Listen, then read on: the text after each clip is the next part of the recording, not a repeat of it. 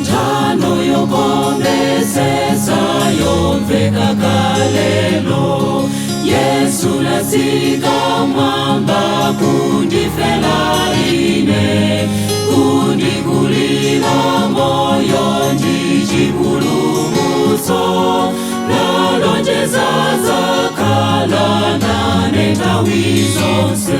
Ndili ndi bwenzi Yesu, bwenzi lokonda Yesu, namondwe anga wombe ndimaungatsike, zakhala bendi Yesu.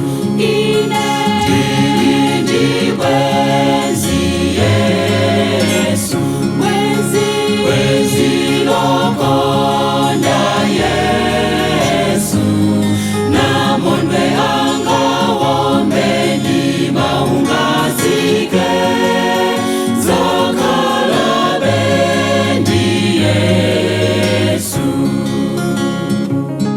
Oyenda ine chigwa makhala nane, ndingaende mapiri makhala nane, sidankhawaza mawa kutilibalanji, Yesu wanga alipo nditsogolela.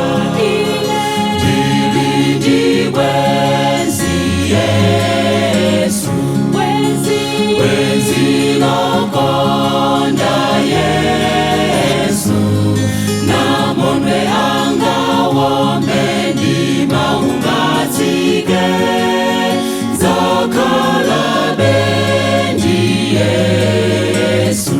Ndili ndi bwenzi Yesu, bwenzi lokonda Yesu, namondwe anga wombe ndimaungatsike, zakhala bendi Yesu.